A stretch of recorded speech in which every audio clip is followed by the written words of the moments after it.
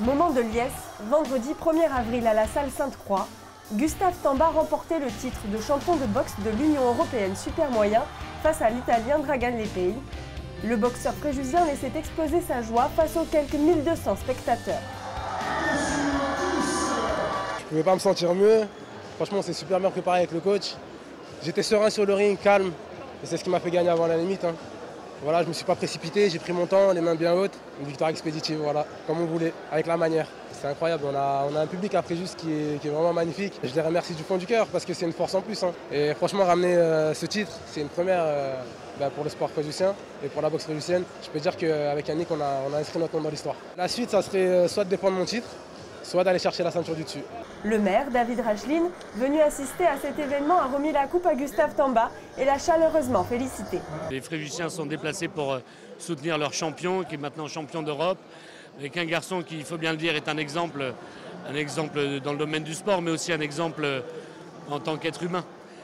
Quelqu'un qui est en même temps d'une gentillesse incroyable, d'une modestie extraordinaire, et qui est un immense sportif. Et on est très fiers, très heureux de pouvoir le soutenir, de l'accompagner. On est heureux de vivre à Fréjus ces grands moments sportifs, que ce soit dans le domaine de la boxe, avec une âme self de plus en plus puissante, il faut bien le dire, qui est à la hauteur de ses engagements. Et donc, moi, j'en suis très heureux. Juste avant d'entrer sur le ring, celui que l'on surnomme Marvelous Gus avait fait une entrée en grande pompe. Un étendard, des maracas et un sombrero aux couleurs sénégalaises, avec en fond une musique pour mettre en valeur son déhanché. Les hymnes nationaux résonnaient aussi en ouverture du combat pour enfin laisser retentir le gong. Au premier round, Tamba enchaîna une frappe du gauche, laissant Lepei tomber à terre. Déjà sonné, l'Italien accusait le coup dans les cordes dans la seconde manche, laissant le chemin de la victoire aux Français. Gustave Tamba, triple champion de France, marque l'histoire du sport fréjusien en remportant cette ceinture européenne. Je voulais remercier toutes les équipes de l'AMSELF qui ont vraiment travaillé d'arrache-pied depuis 4 semaines pour monter ce combat.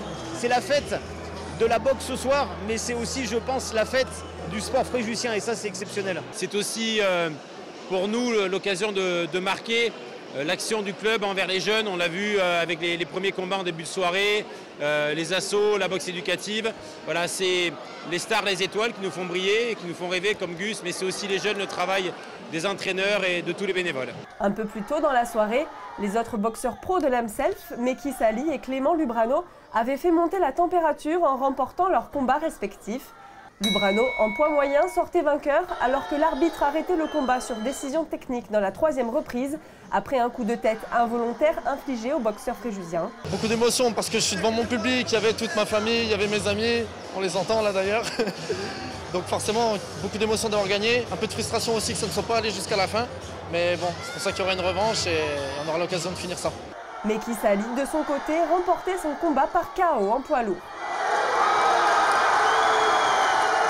C'était un peu le combat un peu décisif pour la suite de ma carrière. C'était soit lui, soit moi. On était les deux espoirs de la catégorie. On a eu le courage de s'affronter. Je suis prêt à prendre des risques, j'ai pas peur de la défaite. Donc je vite d'ici, j'espère 2022, fin 2022, j'espère peut-être faire un championnat de France professionnel. Donc voilà, c'est mon souhait ça. Un gala qui restera dans les annales du sport fréjusien grâce à ces boxeurs, jeunes et professionnels, qui nous ont fait vibrer.